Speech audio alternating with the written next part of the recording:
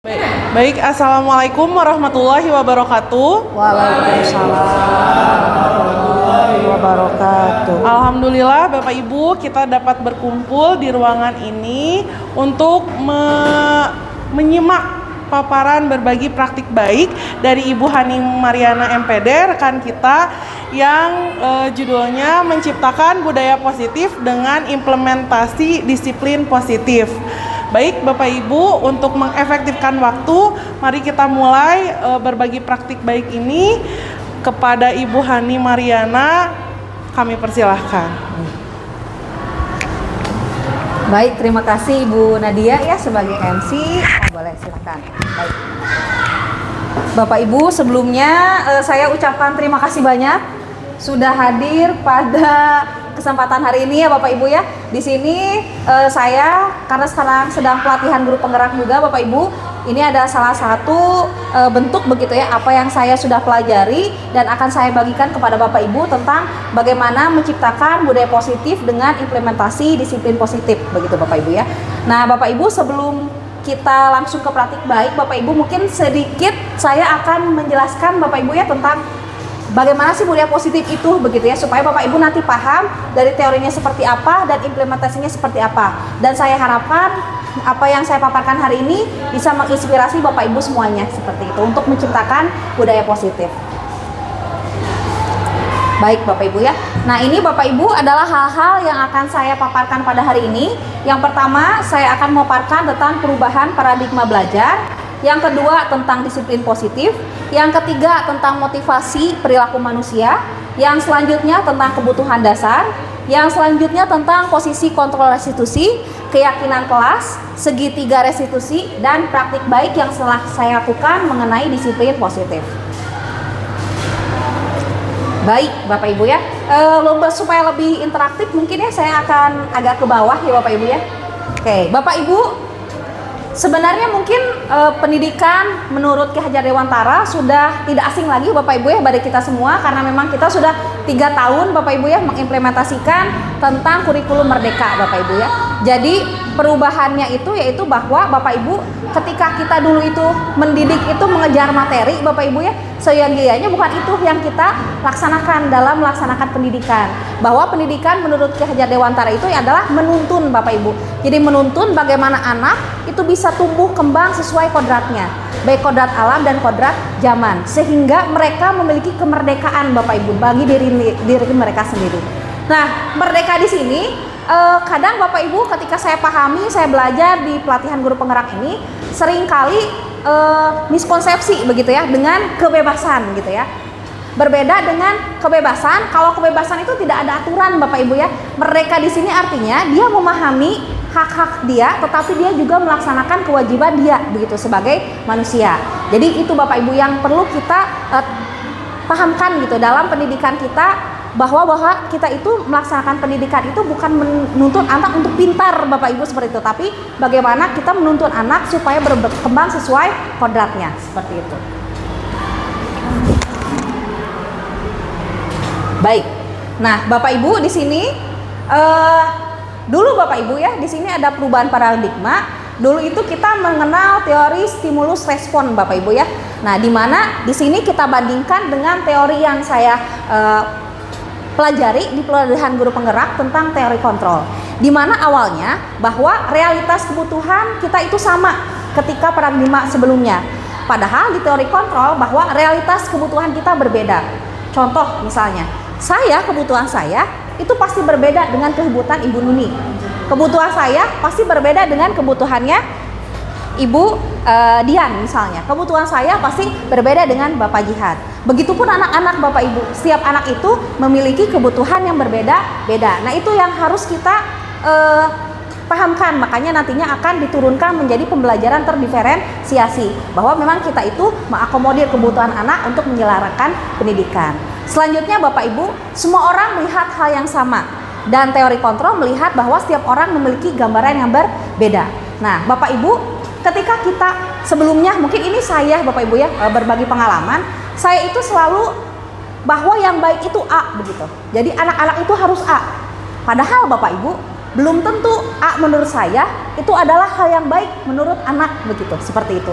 Jadi Bapak Ibu, di teori stimulus respon ini dulunya bahwa lu bener ini seperti ini, gitu ya. Cara yang benar itu seperti ini. Padahal kita itu juga harus mengakomodir sudut pandang dari siswa. Jadi kita bisa melihat dari berbagai perspektif yang berbeda seperti itu untuk melihat dari suatu objek sehingga memiliki sudut pandang dan kita memiliki kebijakan yang lebih baik begitu untuk mengakomodir kebutuhan siswa. Selanjutnya Bapak Ibu di perubahan paradigma. Oh, ini saya simpan aja ya. Terdengar ya suara saya Bapak Ibu ya? Lumayan keras mungkin ya. Baik, selanjutnya Bapak Ibu, bahwa di stimulus respon itu kita mencoba mengubah orang agar berpandangan sama dengan kita, gitu ya. Padahal di teori kontrol yang saya pelajari sekarang Bapak Ibu, bahwa kita itu berusaha memahami pandangan orang lain tentang dunia. Bapak Ibu, kita itu tidak bisa memaksakan Bapak Ibu bahwa setiap orang itu memiliki prinsip yang sama dengan kita. Bahwa ketika kita menilai suatu A itu benar, kamu juga harus A, tidak bisa Bapak Ibu. Gitu. Mungkin dia berpandangan A tapi dalam hati dia B, kan seperti itu ya. Contohnya mungkin kayak pemilu Bapak Ibu ya.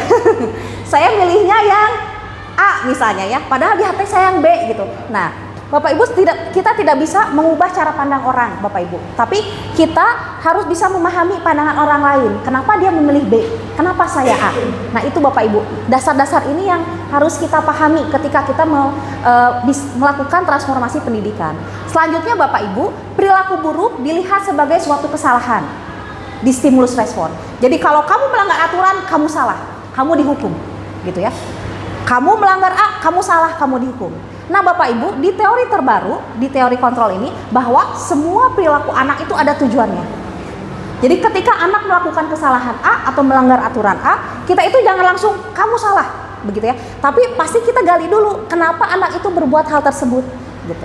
Pasti ada kebutuhan-kebutuhan tadi karena berbeda dengan kebutuhan kita yang memang anak itu tidak terpenuhi, gitu. Jadi seperti itu Bapak Ibu. Selanjutnya di perubahan paradigma yang selanjutnya adalah orang lain bisa mengontrol saya. Itu stimulus respon. Jadi kita kasih stimulus, kita rasakan, di responnya harus sama. Jadi kita yang kontrol. Padahal di teori kontrol bahwa yang kontrol pribadi orang itu adalah diri dia sendiri. Gitu.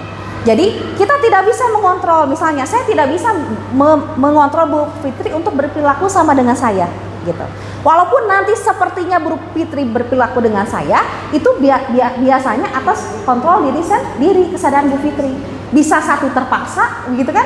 Bisa karena memang sadar saya harus berperilaku seperti Bu Handi misalnya, seperti itu. Itu Bapak Ibu. Jadi yang perlu kita lihat di perubahannya yaitu yang awalnya bahwa orang lain bisa ngontrol, tapi kita harus berubah paradigmanya. Yang bisa ngontrol diri sendiri adalah orang tersebut. Begitupun anak yang bisa mengontrol bagaimana anak itu mau A, B, C, D, E, sebenarnya anak sendiri, seperti itu. Yang selanjutnya, pemaksaan ada pada saat rujukan gagal. Biasanya Bapak Ibu ya, kalau dalam kita mengajar misalnya, anaknya tidak mengerjakan tugas gitu ya. Atuna, ayolah kerjakan, kita bujuk dulu biasanya ya. Bujuk dulu, dirayu-rayu dulu. Nanti ibu berikan coklat silver queen misalnya ya. Nanti ibu berikan bintang dan sebagainya. Lalu ketika gagal, biasanya kita langsung marah gitu ya. Ah, kamu ini udah ibu begini langsung langsung ada pemaksaan. Pokoknya kamu harus selesai, kalau tidak nilai kamu begitu kan biasanya seperti itu. Nah, Bapak Ibu, kita harus berubah begitu paradigmanya menurut yang saya pelajari di pelatihan guru penggerak ini, bahwa harus ada kolaborasi dan konsensus menciptakan pilihan-pilihan baru. Nah, mungkin nanti ini akan saya jabarkan dalam pemaparan sekarang tentang disiplin positif gitu. Jadi bukan kita itu membujuk, bukan itu kita menghukum gitu ya. Tapi ada Bapak Ibu tahapan-tahapan yang kita perlu lakukan untuk menciptakan nantinya budaya positif dengan kolaborasi dan konsensus ini. Dan yang selanjutnya adalah model berpikir menang kalah Bapak Ibu. Jadi kalau yang stimulus respon, ada yang menang, ada yang kalah.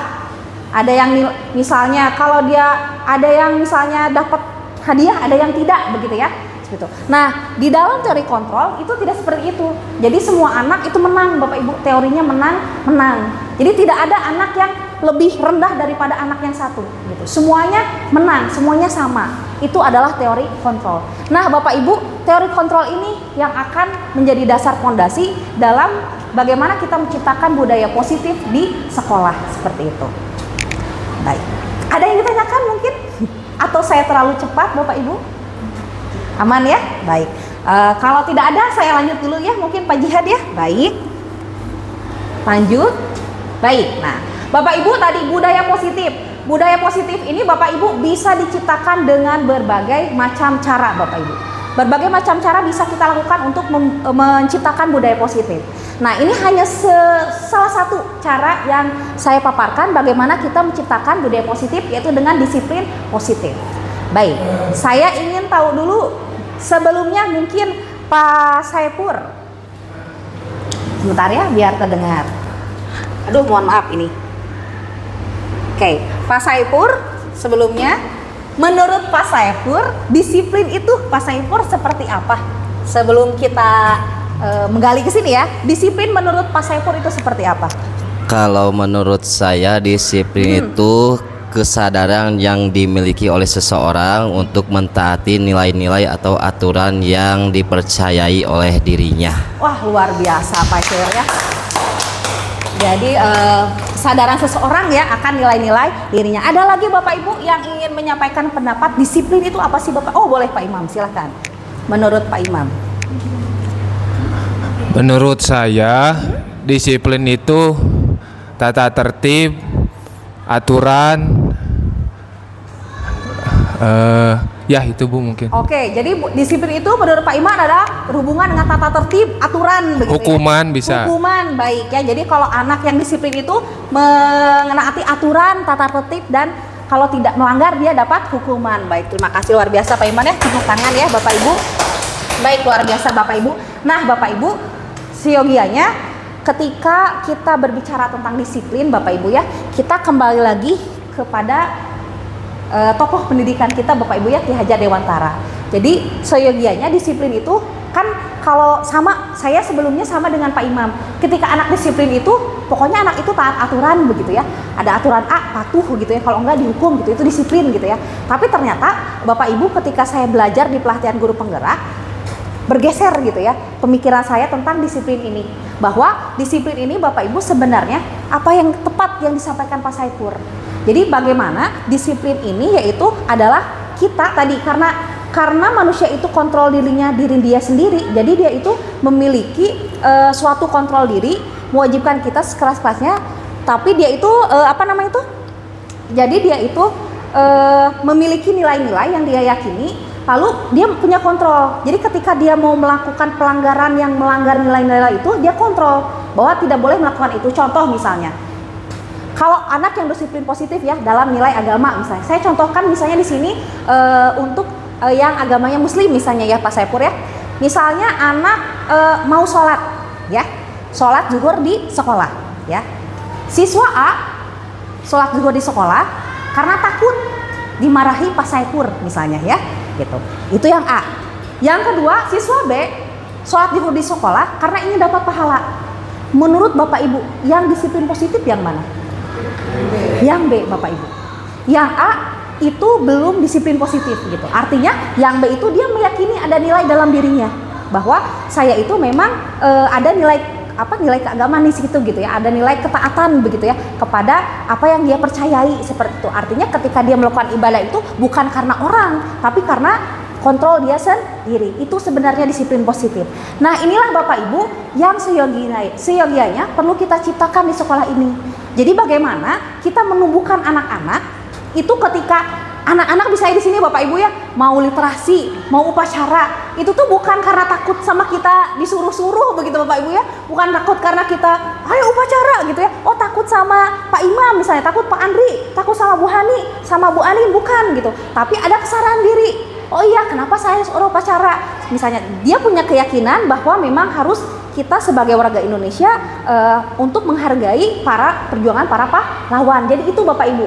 Jadi saya itu inginnya anak itu tadi menerapkan disiplin positif ini, meyakini nilai-nilai yang dia yakini yang positif, sehingga ada kontrol diri. Ketika dia malas ibadah, bukan karena takut sama Pak Saipur jadi nilainya jelek, tapi takut karena dia nantinya keyakinan dia bahwa dia itu harus taat kepada Tuhannya jadi dilanggar seperti itu. Baik, lanjut ya Bapak Ibu ya. Baik, selanjutnya di sini. Oke, nah ini ya disiplin positif tadi ya disampaikan. Jadi disiplin itu kita tidak bisa mengontrol orang lain, tapi hanya diri Anda sendiri yang bisa mengontrol diri Anda gitu untuk melakukan perilaku apapun. Nah, disiplin positif ini tadi betul kata Pak Saipur, belajar kontrol diri dengan menggali potensi diri kita agar tercapai tujuan yang mulia menjadi seseorang yang diri kita inginkan berdasarkan nilai dari diri kita yang kita hargai. Itu Bapak Ibu disiplin positif. Makanya Bapak Ibu dari disiplin positif ini kita bisa turunkan bahwa anak-anak itu harus memiliki nilai-nilai baik yang mereka yakini supaya disiplin positif ini bisa diterapkan. Baik ya. Nah, Bapak Ibu ini ya, selanjutnya Bapak Ibu, ini masih berhubungan Bapak Ibu ya. Nanti disiplin positif. Nah, ini ada teori lagi Bapak Ibu tentang motivasi perilaku manusia. Jadi, menurut teori ini, setiap perilaku manusia itu punya tujuan. Tujuannya itu dibagi menjadi 3. Ada hukuman, ada imbalan, ada menghargai diri sendiri. Tadi yang disampaikan Pak Imam, ada aturan A, ya. Anak itu kalau tidak melakukan dihukum, gitu. Berarti dia tujuannya yang 1, untuk menghindari hukuman. Tadi misalnya Bu Nadia, ketika misalnya anak mengerjakan tugas dia mau karena ingin hadiah coklat Silver Queen misalnya ya, berarti itu dia masih tujuannya untuk mendapatkan imbalan. Gitu. Tapi tadi ada anak B yang mau misalnya beribadah ke masjid zuhur karena dia memiliki keyakinannya bahwa ingin mendapatkan pahala. Berarti dia sudah yang menghargai diri sendiri. Nah, Bapak Ibu, inilah yang ingin kita gali di anak-anak, ya. Jadi sekarang mungkin saya ingin sampaikan ke Bapak Ibu bahwa bukan motivasi ekstrinsik gitu yang anak-anak kita ingin sampaikan gitu. Karena kalau motivasi ekstrinsik Bapak Ibu hanya berlaku ketika kita ada saja biasanya, ya. Contohnya saya lah Bapak Ibu ya, ketika saya di kelas misalnya. Saya ini Bapak Ibu biasa kalau di kelas anak-anak ini silahkan kalian misalnya membaca kitab agamanya masing-masing Teh Dian ya. Jadi yang non muslim itu baca Injil, yang muslim itu baca Al-Quran. Itu setiap pelajaran saya kalau jam pertama selama mau 2 atau 3 ayat seperti itu. Ternyata ketika saya monitoring itu hanya terjadi kalau ada saya begitu ya. Berarti anak-anak itu masih motivasi ekstrinsik karena tidak mau teguran dari saya gitu. Nah, ini juga berarti saya ini masih proses ya, karena memang susah Bapak Ibu, tidak bisa satu kali kita langsung anak itu motivasi intrinsik. Nah, saya ini ingin memunculkan motivasi intrinsik, bahwa saya suka ketekankan ke anak-anak bahwa kalian baca kitab agama kalian bukan untuk ibu, tapi untuk diri kalian sendiri. Ketika kalian baca Al-Quran, pahalanya untuk diri kalian sendiri. Baca Injil untuk diri kalian sendiri. Jadi jangan sampai ketika melakukan hal itu karena ada ibu. Mau ada ibu atau tidak, tolong tetap dilakukan. Nah, ini saya suka ingatkan Bapak Ibu terus menerus secara kontinu supaya ada motivasi intrinsik anak terkeluarkan begitu ya, termunculkan seperti itu. Boleh ya? Kita lanjut Bapak Ibu ya. Nah, ini Bapak Ibu ya, ada kebutuhan dasar manusia Bapak Ibu. Nah, tadi perilaku-perilaku tadi kan semuanya ada tujuan Bapak Ibu ya. Semua perilaku itu ada tujuan Bapak Ibu. Yang pertama ini menurut teori ada 5 Bapak Ibu. Yang pertama bertahan hidup. Oke. Contoh misalnya ya, ketika kita anak pelajaran di kelas, Bu izin ke toilet misalnya, padahal dia ke kantin Bapak Ibu ya. Kenapa ketika saya tanya pernah, kenapa kamu ke kantin gitu ya? Karena ada yang ini, karena penuh ininya ini gitu ya, disimpan gitu kelihatan. Ternyata Bu, saya lapar, belum sarapan. Berarti Bapak Ibu, anak itu ada alasan melanggar, begitu kan melanggar Bapak Ibu ya, melanggar peraturan ya, karena dia harusnya belajar tapi malah ke kantin. Berarti ada satu kebutuhan dasar yang dia tidak penuhi, yaitu tadi bertahan hidup. Karena bertahan hidup itu berhubungan tadi makan, minum Bapak Ibu ya, seperti itu, supaya dia bisa menjalankan aktivitas seperti itu. Bisa dipahami Bapak Ibu ya, yang pertama. Yang kedua adalah penguasaan atau kekuasaan. Jadi Bapak Ibu sama tadi, setiap anak itu pasti melakukan perilaku itu ada tujuannya. Misalnya ada anak saya ini, karena saya mungkin ini saya contohnya tidak tahun ini ya, karena saya juga tidak selalu menemukan kasus yang seperti ini. Misalnya ada anak Bapak Ibu ketika di kelas itu pelajaran saya baik gitu ya. Tapi ketika saya tanya, anak itu bergeng-geng gitu, berkelompok ya. Ada satu anak ya, yang dia itu kalau tidak suka dengan anak yang lain, itu semua orang harus dan bahasa Sundanya ya, harus menjauhi anak tersebut. Nah, Bapak Ibu, anak yang tadi memprovokasi gitu ya, anak-anak untuk menjauhi ini, dia kebutuhan ada yang tidak terpenuhi, yaitu penguasaan. Jadi dia butuh kekuasaan gitu ya. Itu naluriah Bapak Ibu. Naluriah setiap manusia pasti seperti itu. Nah, selanjutnya yaitu Bapak Ibu kebutuhan kasih sayang atau rasa diterima. Contohnya bagaimana anaknya misalnya. Di saya Bapak Ibu, ini setiap tahun suka terjadi, mungkin Bapak Ibu pernah mengalami ya. Ada anak ketika pelajaran kita diem aja. Ada yang bertanya, dia diem aja, tidak pernah bertanya, tidak pernah berpartisipasi aktif begitu ya, hanya diam saja. Nah, biasanya kebutuhan dasar yang dia tidak terpenuhi adalah kasih sayang atau tidak bisa diterima. Biasanya kita menggali Bapak Ibu gitu ya, kita tanyakan dulu kenapa dia seperti itu dan lain sebagainya gitu. Biasanya lakukan pendekatan, jangan didiamkan, berarti itu ada rasa kasih sayang dan tidak diterima yang tidak terpenuhi di kebutuhan dasarnya. Dan selanjutnya adalah kesenangan Bapak Ibu ya. Nah, ini mungkin Bapak Ibu pasti mendapatkan ya, ketika saya misalnya menggunakan gawai untuk pembelajaran. Silakan anak-anak misalnya ya, sekarang buka gawainya, buka yang materi atau misalnya PDF ya, atau misalnya poster, bukannya buka poster yang kita lihat, malah ngebuka game TikTok begitu Bapak Ibu ya. Nah, berarti itu adalah kebutuhan dasar kesenangan Bapak Ibu. Naluriah memang manusia seperti itu gitu ya. Dan yang lain adalah kebebasan Bapak Ibu, kebutuhan dasar manusia. Nah, yang kebebasan ini seperti apa? Contohnya misalnya seperti siswa ketika kita menjelaskan, dia tidak mau diam Bapak Ibu ya. Dia kesana kemari. Bisa kita ingatkan, duduk 5-3 detik, keluar lagi gitu ya. Ingin apa aja dia lakukan. Nah, biasanya itu adalah kebutuhan dasar yang dia belum terpenuhi adalah kebebasan Bapak Ibu. Nah, inilah Bapak Ibu menjadi dasar tujuan dari perilaku manusia, dan ini bisa menjadi dasar kita dalam menganalisis perilaku anak begitu ya. Jadi ketika anak melakukan misalnya melanggar aturan A atau kesepakatan B, kita lihat kebutuhan dasar apa yang mereka belum terpenuhi, dan ini bisa menjadi acuan buat kita bagaimana menindaklanjuti anak tersebut seperti itu.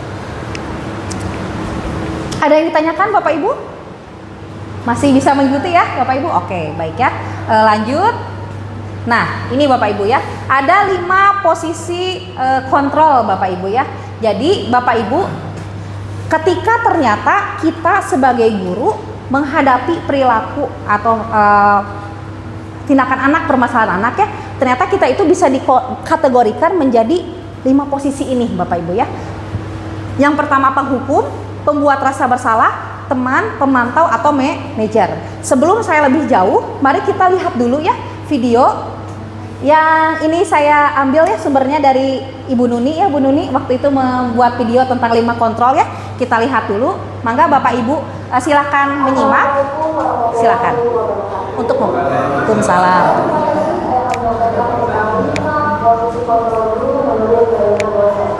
Pertama adalah guru penghukum.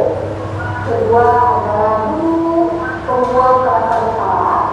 Ketiga guru teman. Keempat guru pemantau atau bantuan, dan kelima adalah guru manajer. Berikut tayangannya.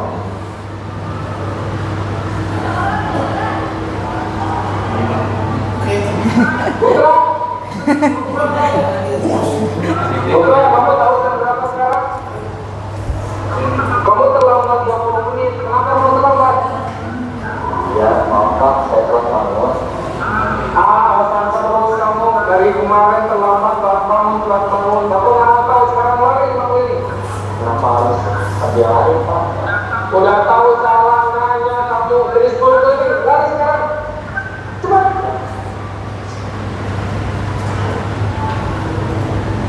Nah, ini ada contohnya ya, yang tadi Pak Imam ya. Waktu itu kita membantu Bu Nuni, tapi masih belum tahu ya. Buat skrip saja.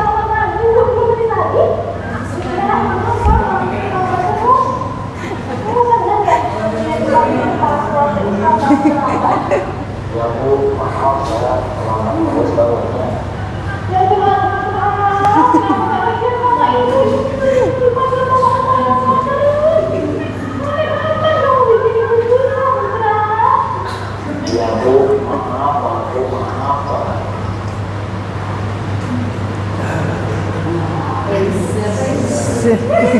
Artis kita ini ya.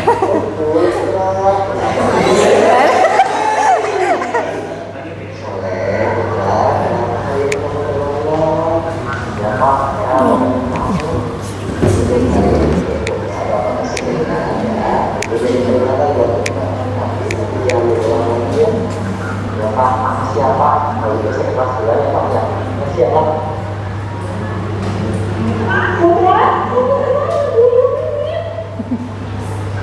Kamu tahu bukan? Kamu kalau bohong dia. Ya Bu, maaf saya terlambat bangun. Kamu tahu bukan konsekuensinya kalau kamu terlambat? Ya Bu, saya benar pelajaran. Kamu tahu kalau ketinggalan pelajaran itu konsekuensinya apa? Bu, konsekuensinya saya harus menjadi masalah ketinggalan. Berarti sekarang konsekuensinya kamu harus ke perpustakaan. Siap Bu. Putra, kamu selalu bohong dia. Kenapa kamu terlambat? Maaf Bu, saya orangnya terlambat. Keyakinan apa yang sudah kita sepakati, Putra? Jaga ketertiban satu orang Bu. Kamu meyakini hal tersebut kan? Ya Bu. Ya Bu, saya jaga sekarang mengalami itu. Baik, sekarang sudah sadar kan? Sekarang apa yang kamu lakukan agar hal ini tidak terjadi lagi? Ya Bu, saya tidak mengalami lagi dengan hal yang bermasalah Bu. Oke, baik, bagus. Nanti siapa yang akan memastikan hal tersebut? Ya Bu, saya akan mencoba tolong kepada ibu saya untuk pengaturan dan membantu saya agar tidak terlambat. Baik, Ibu harap kamu tidak terlambat lagi ya. Sekarang kamu boleh ke kelas. Selamat ya. Dari kelima fungsi kontrol yang sudah disampaikan, ada di mana kantor Pak Ibu berbeda? Semoga bermanfaat. Terima kasih. Wassalamualaikum warahmatullahi wabarakatuh. Baik ya, luar biasa. Tepuk tangan dulu Bapak Ibu ya. Untuk aktor-aktor 38 ya Ibu Nuni ya. Waktu itu ketika Bu Nuni ingin buat video ini hanya ada skrip ya, masih bingung ya. Ini tuh maksudnya apa begitu ya. Nah, ketika saya belajar di pelatihan guru penggerak ini baru saya tercerahkan. Oh, ternyata memang selama ini itu ketika kita sebagai guru menghadapi permasalahan siswa, kita itu dikategorikan Bapak Ibu ya, bisa menjadi 5 posisi ini. Ada penghukum, pembuat rasa bersalah, teman, pemantau, dan manajer. Nah, tadi berdasarkan video yang Bapak Ibu lihat, ada yang bisa mungkin memaparkan penghukum itu seperti apa Bapak Ibu? Boleh Ibu Anin, silakan. Ya.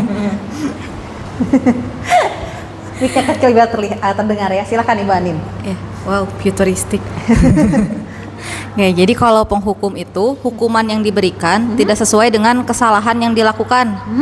Nah, kalau misalnya manajer itu kan ada kesepakatan, misalnya dia telat, berarti hukumannya berupa dia pelajaran tambahan. Telatnya 20 menit, ya udah tambahan 20 menit. Tapi kalau misalnya penghukum, apa yang konsekuensi yang dia dapat itu nggak sesuai dengan apa yang dia lakukan kesalahan. Tadi telat, konsekuensinya lari, padahal kan nggak ada hubungannya ya. Iya, gitu. luar biasa. Tepuk tangan Bu Anin ya.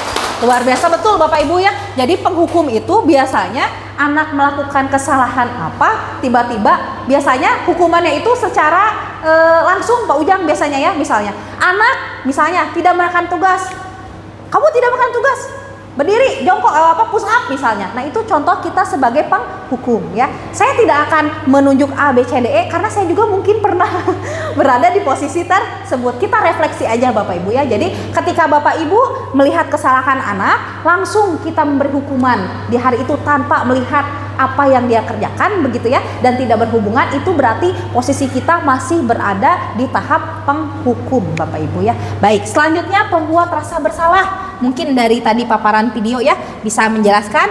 Mangga Ibu Dian, silahkan.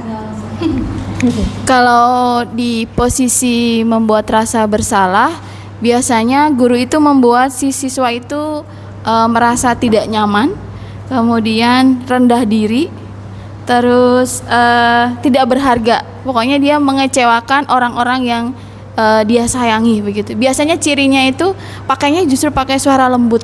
Oh Gitu. iya siap ya, luar biasa tadi ya, tepuk tangan ya, luar biasa betul ya, itu membuat rasa bersalah. Jadi gimana caranya? Pokoknya mah ketika anak itu melakukan pelanggaran teh dia teh yang paling salah aja ya. Walaupun kita kalau bahasa bahasa Sundanya itu diperhalus begitu ya.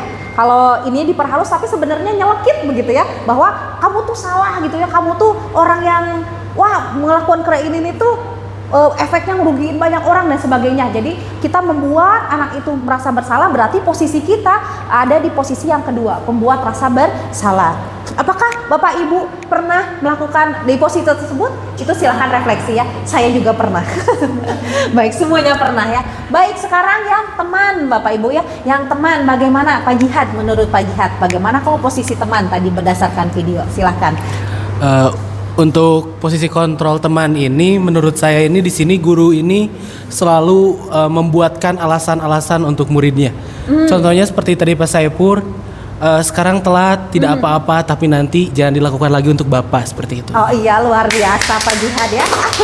Luar biasa Pak Jihad ini ya. Baik, jadi kalau teman itu betul tadi ya, memposisikan bahwa kita itu setara dengan anak ya. Jadi ketika kita menghadapi perilaku anak yang tidak sesuai dengan aturan begitu ya, atau yang melanggar atau ada yang masalah, kita itu posisinya sebagai teman gitu ya. Tapi memang nantinya anak itu, kalau saya juga pernah Bapak Ibu memposisikan ketika anak ada masalah sebagai teman Bapak Ibu. Tapi ketika saya memposisikan sebagai teman, biasanya anaknya terkadang ada yang tidak tahu diri atau melunjak begitu ya. Ini lemahnya posisi teman seperti itu. Baik, bagus Pak Jihad. Nah, selanjutnya dari pemantau, mungkin Ibu Nuni bisa menjelaskan yang pemantau. Baik, terima kasih Bu Hani. Sebetulnya untuk guru tipe pemantau ini sudah menerapkan konsekuensi ya. Jadi memang sudah ada kesepakatan yang disepakati antara guru dengan murid. Jika melakukan A, konsekuensinya apa.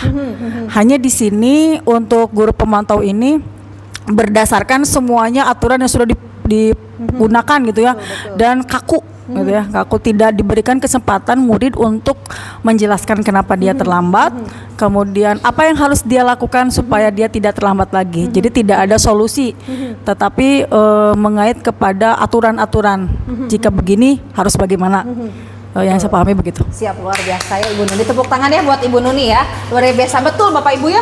Jadi kalau pemantau ini sebenarnya sudah bagus ya Ibu Nuni ya. Artinya sudah ada kesepakatan kelas ya, ada aturannya dan konsekuensi yang dia lakukan begitu. Cuman kurangnya Bapak Ibu ya, kalau pemantau ini tadi masih motivasi ekstrinsik Bapak Ibu. Karena biasanya karena takut aja, takut melanggar aturan, takut ada hukuman, misalnya seperti itu. Jadi pemantau ini sudah baik, tapi dia masih motivasi eksternal anaknya Bapak Ibu.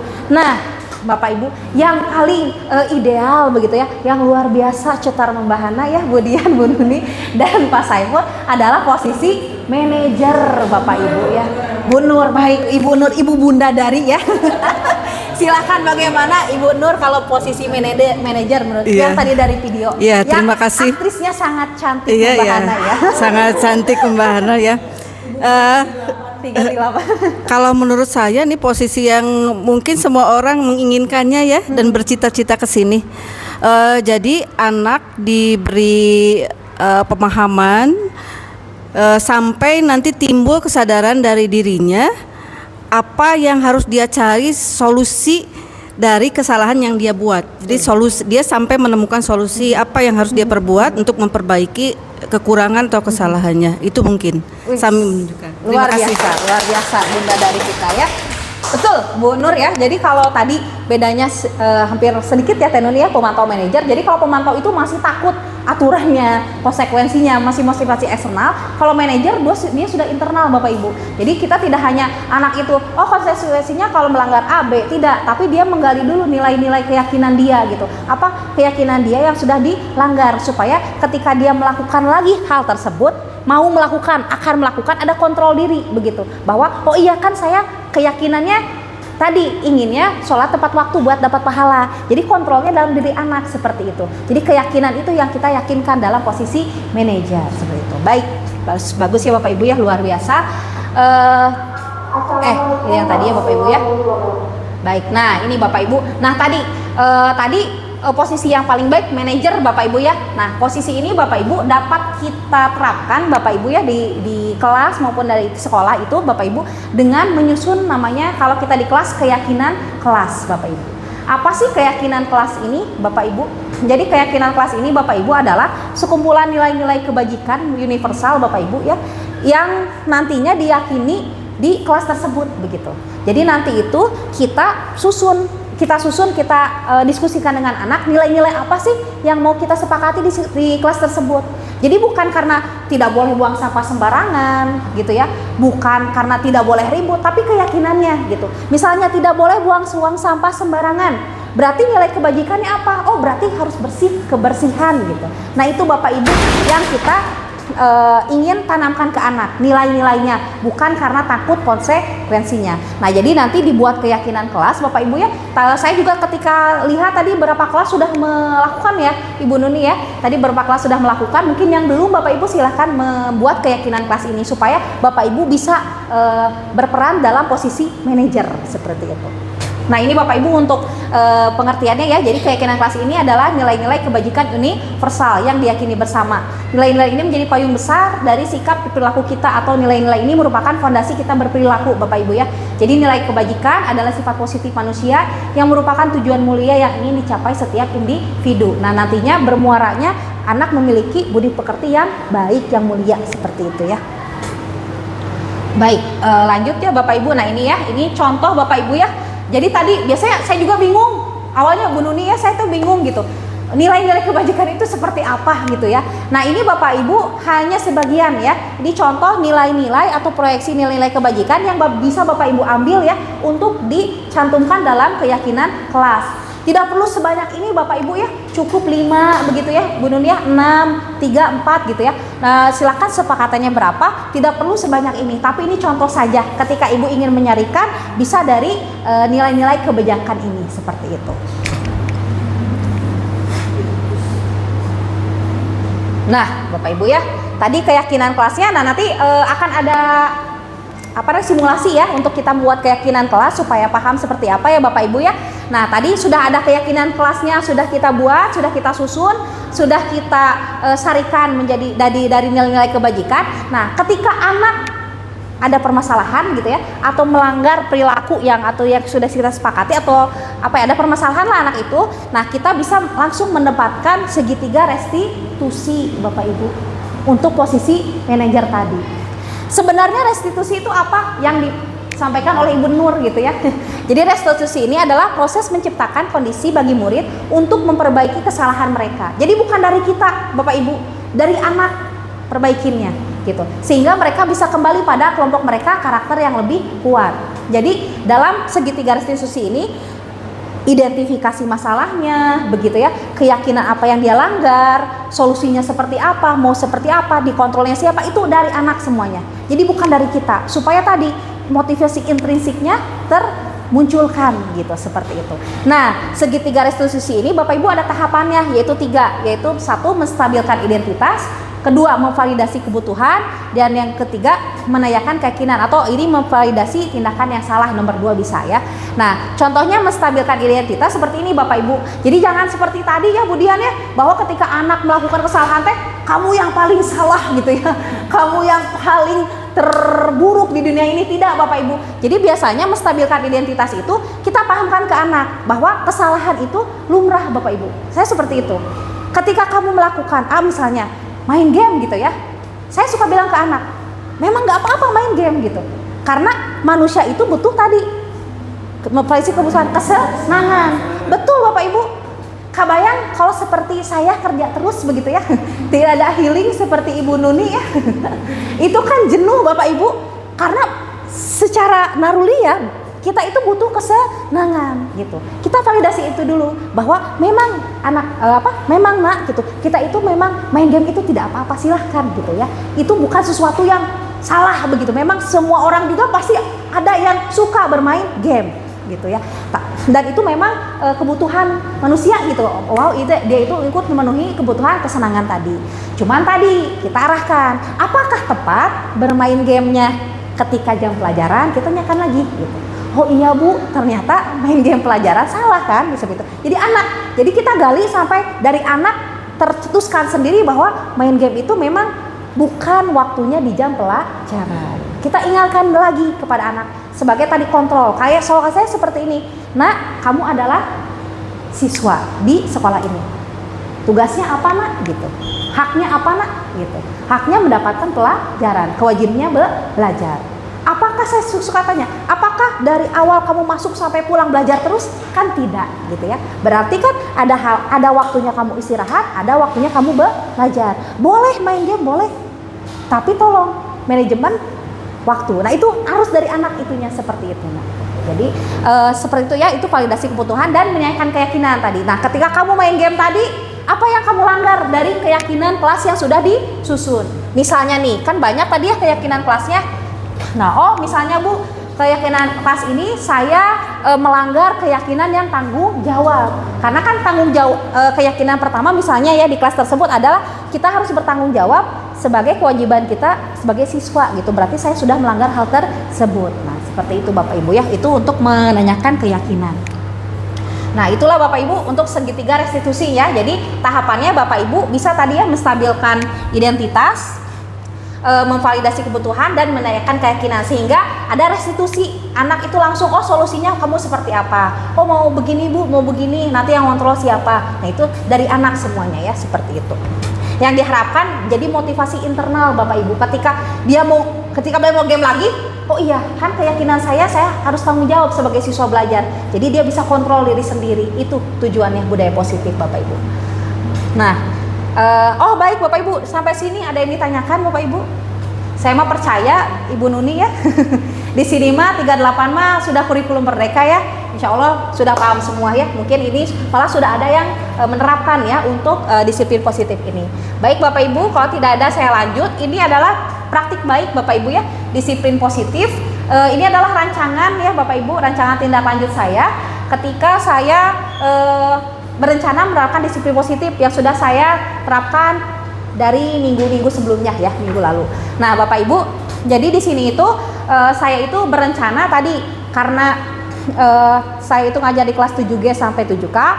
Jadi awalnya tadi saya ingin membuat dulu keyakinan kelas gitu ya. Walaupun ketika saya lihat ada beberapa kelas yang sudah ada keyakinan kelasnya. Yang dia susun bersama wali kelas masing-masing ya. Jadi di kelas tersebut sudah ada keyakinan kelasnya. Tapi saya coba lagi membuat keyakinan kelas khusus di kelas bahasa Indonesia seperti itu. Nah, yang saya lakukan Bapak Ibu yang pertama, oke, di sini ya ada lini masanya. Saya kesini saja langsung Bapak Ibu ya. Ini mohon maaf ya karena saya sendirian ya Bapak Ibu ya. Jadi cuma foto-foto gitu ya sambil ngajar Bapak Ibu. Jadi ini foto-foto saja mungkin saya jelaskan. Jadi Bapak Ibu penyusunan kelas ini saya itu berpikir gimana ya caranya? Kan di awal itu kalau keyakinan kelas gitu kita buat dulu peraturan Bapak Ibu, kesepakatan kelas gitu ya. Mau aturan-aturan apa di pelajaran bahasa Indonesia. Tapi kan waktunya ya Pak Saifur ya, Bu Nadia ya, Bu Asri ya, waktunya mungkin kurang efektif gitu ya. Akhirnya saya membuat Google Form Bapak Ibu di sini. Saya buat Google Form, saya bagikan ke anak mengisi. Jadi dia mau aturan apa saja di pelajaran bahasa Indonesia. Di list. Nah, sudah di list, anak mengisi melalui Google Form, lalu list tersebut saya ubah menjadi kalimat positif dulu. Begitu ya. Contoh misalnya tidak boleh membuang sampah sembarangan. Itu kan negatif Bapak Ibu ya. Nah, bagusnya kita ubah dulu jadi peraturan yang positif. Misalnya kelas harus selalu bersih gitu ya. Seperti itu. Misalnya lagi tidak boleh tidak boleh mencoret-coret meja misalnya ya. Berarti positifnya Bapak Ibu diubah dulu jadi kalimat positif ya. Meja saya harus selalu bersih seperti itu. Nah, seperti itu Bapak Ibu. Jadi saya diurutkan begitu ya. Si kalimatnya ubah jadi kalimat positif bersama anak-anak. Setelah itu baru saya sarikan Bapak Ibu dari peraturan. Itu peraturannya hampir 57 Bu Nuni ya, satu kelas itu ya. Peraturannya banyak karena satu orang itu ada yang mengusulkan sampai 4, 5, 7 peraturan itu satu anak. Nah, dari 7 segitu kan tidak efektif Bapak Ibu ya kalau kita tempelkan. Nah, waktu itu saya sarikan. Contoh tadi kebersihan kelas, kebersihan meja. Berarti kan kita bisa sarikan ini menjadi nilai kebajikan yaitu kebersihan. Nah, contohnya itu jadi sarikan di kebersihan nomor 4 seperti itu. Itu cara saya membuat keyakinan kelas. Jadi kita anak silahkan usulkan dulu aturan, kita ubah menjadi kalimat positif, lalu kita sarikan menjadi keyakinan kelas seperti itu. Nah ini contoh Bapak Ibu ya, keyakinan kelas yang ada 2 kelas ini. Oh ini mohon maaf ya, satu tidak tidak apa-apa lah ya.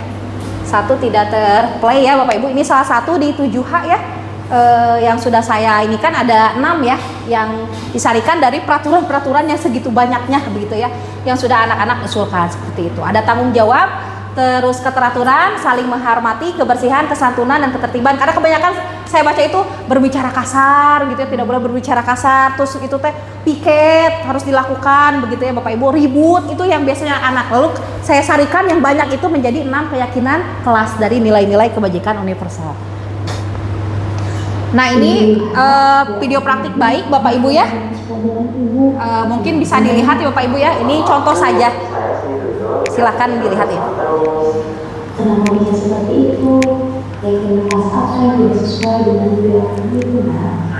Saya kan dimakan sama mahasiswa media sosial bu, asisikan sampai lupa waktu. Hampir bu, dan saya disesuaikan kalau dapat integritas saya sebagai siswa.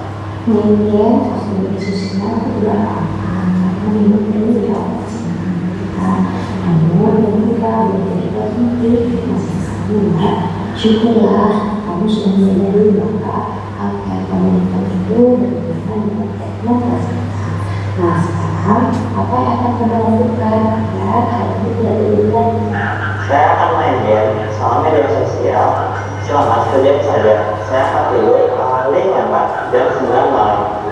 Bagus, nanti siapa yang akan menonton di rumah? Saya akan minta bantuan pada ayah dan ibu saya untuk mengingatkan dan mengajarkan kepada saya kepada mereka. Baik, semoga kamu nanti bisa fokus ya pelajaran kamu. Baik, terima kasih Bu. Sama-sama nak. Oke Bapak Ibu ya, ini adalah salah satu contoh Bapak Ibu ya. Tapi sebenarnya bukan anak ini Bapak Ibu ya, karena saya pikir kalau anaknya masalah kalau divideokan takutnya itu privasi anak lah gitu ya Bapak Ibu. Tapi ini adalah aktor ya, jadi yang sudah terjadi coba saya buat videokan begitu ya, direka adegan. Tapi bukan anak ini sebenarnya, karena kalau menurut saya ketika saya menampilkan segitiga restitusi yang sebenarnya, takutnya itu melanggar privasi anak, kan aib anak tidak boleh kita umbar-umbar begitu Bapak Ibu ya. Nah ini adalah salah satu yang contoh segitiga restitusi dari keyakinan kelas yang sudah saya lakukan begitu di kelas Bapak Ibu ya. Nah ini juga semoga bisa menginspirasi Bapak Ibu semuanya supaya Bapak Ibu bisa berada dalam posisi manajer begitu ya, seperti itu. Baik Bapak Ibu, ada yang tanyakan Bapak Ibu sampai sini Bapak Ibu? Sudah dipahami? Baik, kalau sudah Bapak Ibu ya, ini biar kita simulasi ya, lebih paham lagi Bapak Ibu ya. Saya akan bagikan Bapak Ibu ya. Di sini ada lembar kerja Bapak Ibu ya. Nah lembar kerja ini nanti ada kelompok 1, 2, dan 3 ya. Kalau lebih mudahnya mungkin ini 1 ya. Ini 1, kelompok 2, dan kelompok 3 Bapak Ibu ya. Nah siapa bisa ya Bapak Ibu ya. Oke, semangat ya. Walaupun siang ini luar biasa Bapak Ibu ya, saya sangat mengapresiasi. Bapak Ibu simulasinya gampang Bapak Ibu ya. Karena kalau restitusi itu susah, kita buat dulu keyakinan kelas Bapak Ibu ya. Jadi kelompok 1 grup Ibu Nadia dan kawan-kawan, kelompok 2 grup Ibu Bunda Dari dan kawan-kawan, kelompok 3 Ibu Nuni dan kawan-kawan ya. Nah, nanti Bapak Ibu sudah ada kelompok-kelompoknya tulis sama anggota. Bapak Ibu silakan kita buat peraturan dulu ya. Jadi di masing-masing anggota kelompok silahkan menulis peraturan 1 saja begitu ya. 1, 2 atau 3 aturan begitu ya. Silahkan peraturannya. Lalu peraturan tadi yang ada kalimat negatif, tolong Bapak Ibu rubah menjadi kalimat positif begitu. Bisa dipahami Bapak Ibu? Oke, nah sudah itu Bapak Ibu sudah di kalimat positif, silakan Bapak Ibu coba sarikan menjadi keyakinan kelas. Udah seperti itu Bapak Ibu. Semoga ini bisa nantinya menginspirasi Bapak Ibu ya bagaimana membuat keyakinan kelas di kelas masing-masing. Mangga silakan Bapak Ibu ya. Kelompok 1, kelompok 2, kelompok 3. Oh, kelompok 2 saya kirim ke Ibu ke Bu Fitri atau Bu Astri ya? Ininya link kanvanya saya kirimnya. Iya ke Bu Fitri ya. Baik.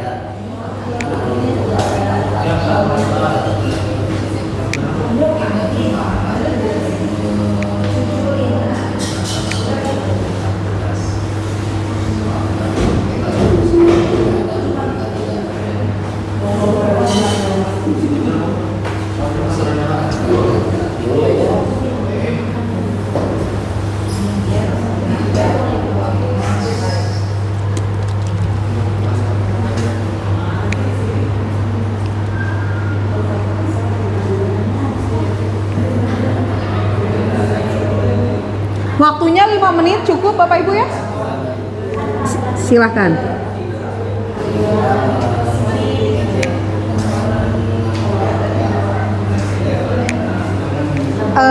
Kelompok ini ke Anin, udah ada? Ah, siap. Ini di Bu Fitri ya.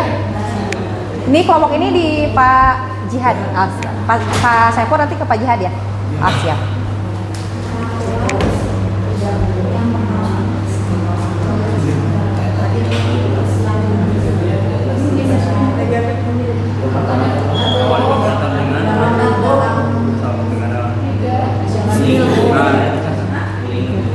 Bu Cucu boleh sebelah sini atau ini cuma 3-an? Iya, nggak apa-apa. Di sini teh, di sini. Sini aja teh. Nah dia soalnya itu sendiri. Biar 4-4. Enggak, aman teh aman. Oh iya. Kan biar teman-teman. Teh, Bu Cucu di sini ya, biar 4-4. Biar proporsi ya. Senang. Bucu.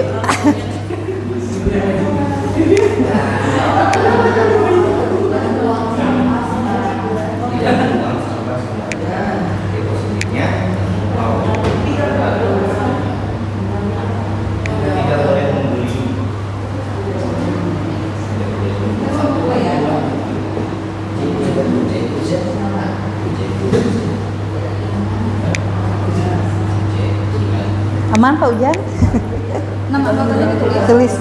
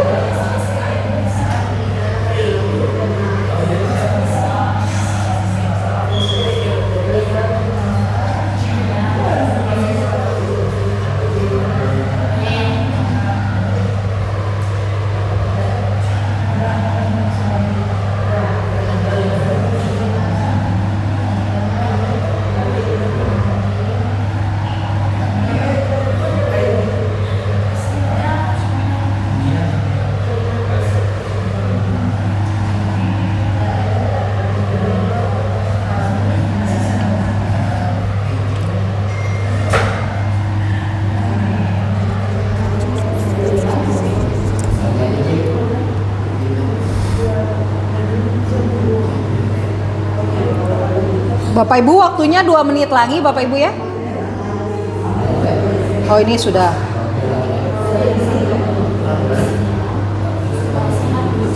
Boleh sambil dimasukkan Bapak Ibu ya ke ininya. Waktunya 2 menit lagi.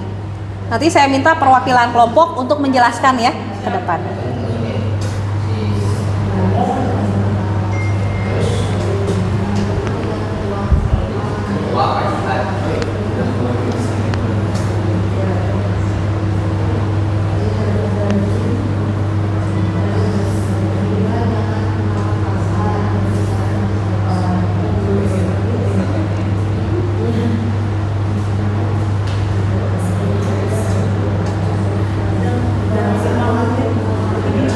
Oh, siap ya, rahasia. Oh, ini juga sudah ya, siap ya. Oh sip, ini kelompok 3 ya.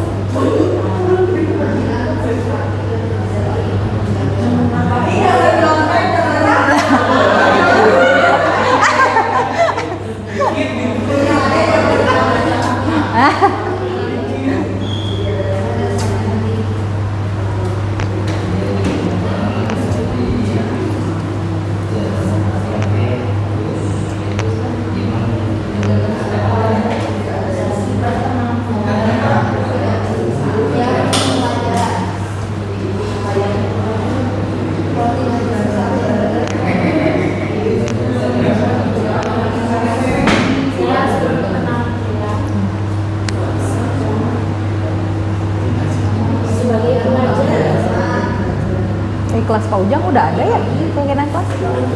Udah ya, kalau nggak salah tuh Pak Ujang tuh 7C ya.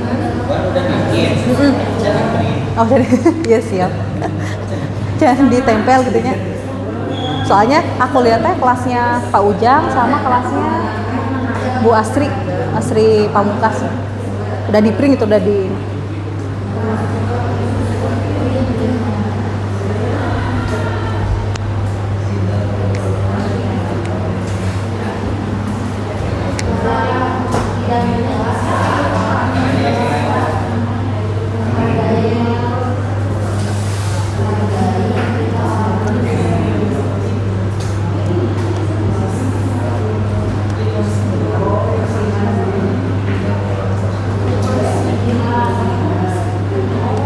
Nah, ini bisa Bapak Ibu ya menjadi apa ya namanya ya, referensi ya untuk nilai-nilai kebajikan ya.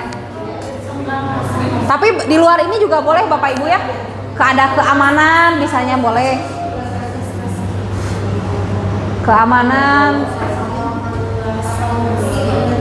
ketelat dan lain sebagainya boleh.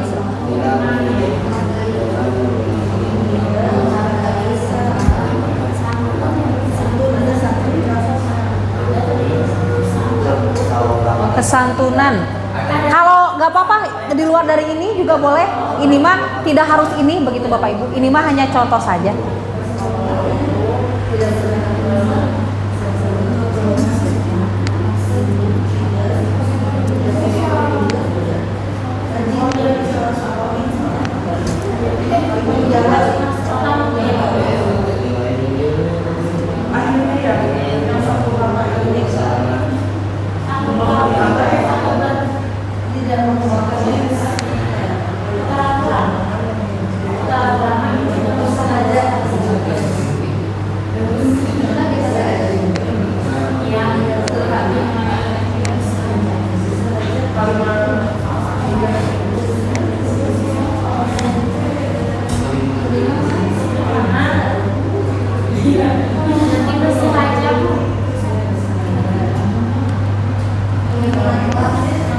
Baik ya, Bapak Ibu waktunya sudah 5 menit ya. Kelompok 1 sudah siap?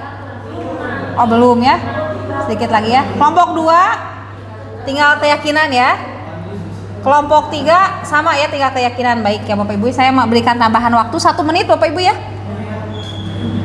Silahkan.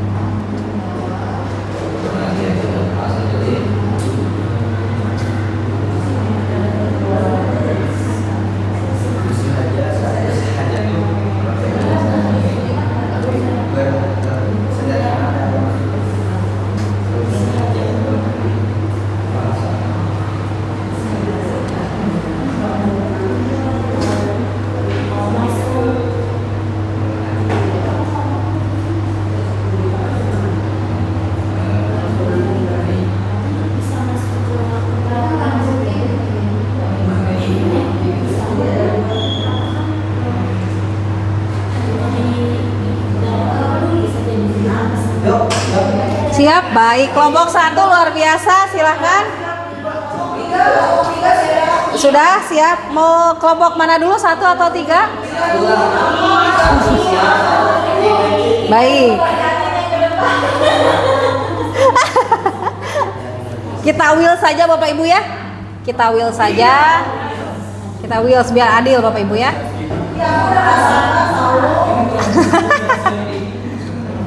Baik Bapak Ibu ya.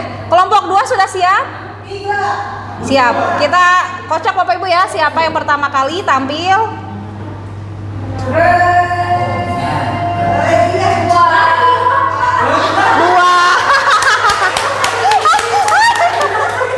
Iya, silakan kelompok 2 ya untuk memaparkan keyakinan kelas yang sudah disusun ya oleh kelompoknya. Baik, kelompok 2. Baik. Silakan perwakilan, boleh Pak Andri? Ada mic kecil ya? Yes, luar biasa. Silakan Pak Andri ya. Ya. Assalamualaikum warahmatullahi wabarakatuh. Waalaikumsalam warahmatullahi wabarakatuh. Kami dari kelompok 2 yang diketuai oleh Ibu Haji Nurjana, Bunda Dari, kemudian Pak Ujang, saya sendiri, Ibu Fitri dan Bu Asri. Baik, siap. Nah, kelompok kami itu mendiskusikan tentang peraturan dalam kelasnya itu. Yang pertama, tidak membuang sampah sembarangan. Dengan kalimat positifnya itu, saya harus menjaga kebersihan supaya sehat. Yang kedua, tidak boleh membuli. Kalimat positifnya, saya harus saling menghargai. Yang ketiga, tidak bolos. Kalimat positifnya itu, saya harus rajin sekolah. Yang keempat, tidak berkata kasar. Kalimat positifnya itu, saya harus berbicara sopan. Yang kelima, tidak menunggak tugas. Kalimat positifnya, saya harus mengerjakan tugas tepat waktu. Yang keenam, tidak menggunakan make up yang berlebihan. Kalimat positifnya, itu siswa ya Bu ya, maaf ya. Saya harus berpenampilan sopan sebagai pelajar. Yang ketujuh, tidak menggunakan sepatu bebas. Yang kalimat positifnya, saya harus mengenakan seragam lengkap sesuai aturan. Nah, untuk keyakinan kelasnya itu ada 7. Kebersihan, belas kasih, komitmen, kesantunan, tanggung jawab, bersahaja, dan keteraturan. Terima kasih. Assalamualaikum warahmatullahi wabarakatuh. Waalaikumsalam warahmatullahi wabarakatuh. Baik ya. Luar biasa kelompok 2 ya. Berarti kelompok 2 sudah bisa menyusun keyakinan kelas. Luar biasa. Baik ya. Selanjutnya penampilan kelompok selanjutnya. Oh ini ya 1, 2 ini yang ingin tampil dua-duanya ya. Kita will saja ya. Kita will.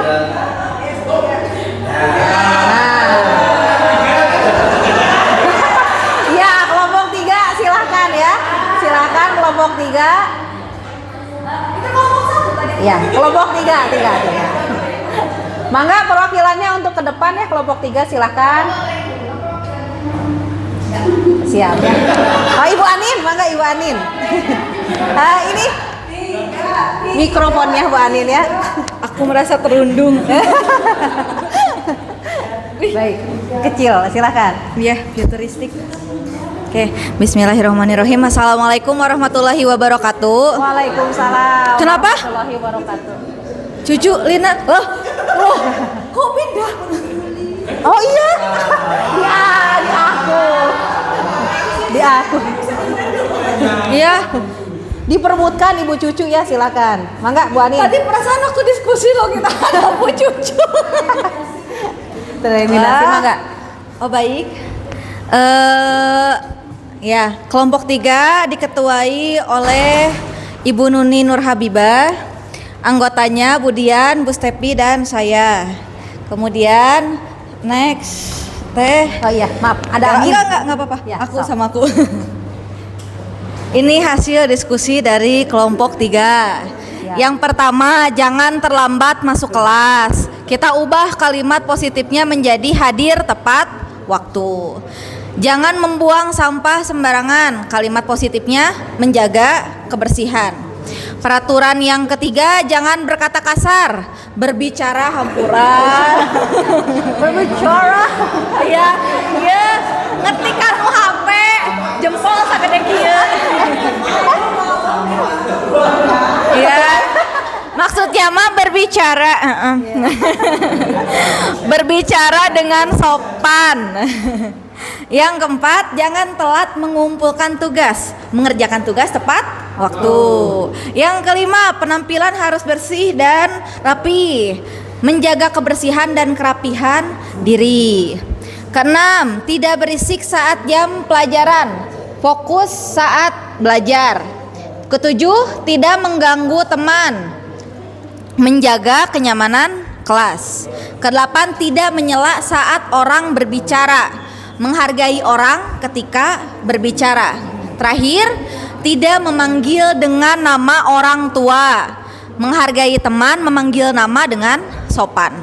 Selanjutnya, keyakinan kelas, kata Bu Nuni, nomor 1, 2, 3, 4 ini sudah mewakili roh disiplin. Yang pertama tanggung jawab, 2 kebersihan, 3 kenyamanan, 4 kesantunan. Luar biasa. Sekian. Baik. Oh iya, sekian, terima kasih. Sama-sama, baik, luar biasa ya. Tepuk tangan dulu buat kelompok 3 ya. Ya betul ya, ini juga sudah siap disusun ya keyakinan kelasnya. Selanjutnya, ini kelompok yang anggotanya diperebutkan ya. Ada Bu Cucu ya. Silakan untuk perwakilannya. Oh iya, ini si bungsu. Mangga, ininya kecil ya. Ya, kelompok 1 ya, Pak. Boleh. Silakan, Pak.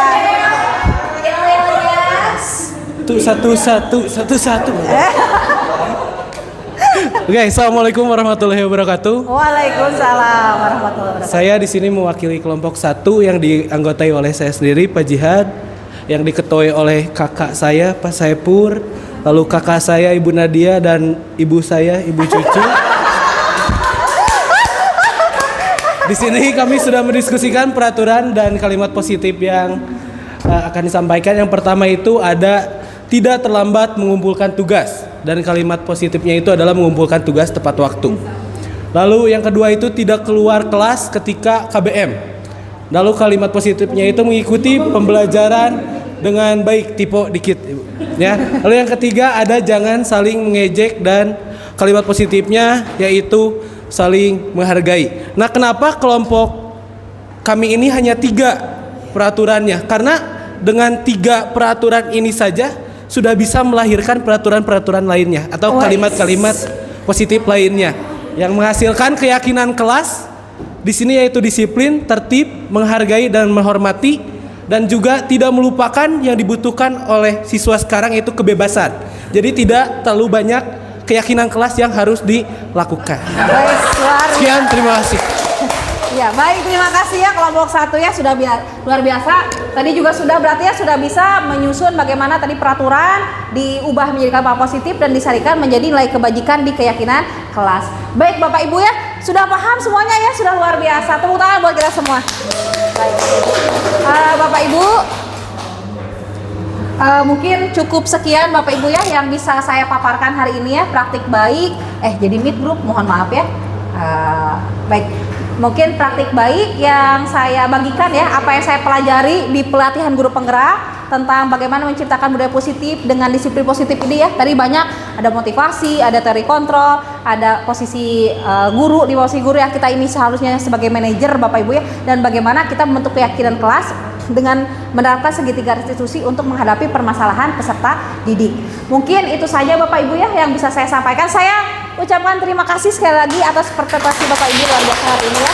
Semoga bisa bermanfaat ya, karena berkah juga, itu juga bisa menjadi kebaikan buat saya, buat Bapak Ibu dan anak-anak semuanya. Dan semoga 38 bisa tercipta budaya positifnya. Amin ya Allah. Baik, terima kasih. Sekian dari saya Bapak Ibu. Wabillahi taufiq wal hidayah. Wassalamualaikum warahmatullahi wabarakatuh.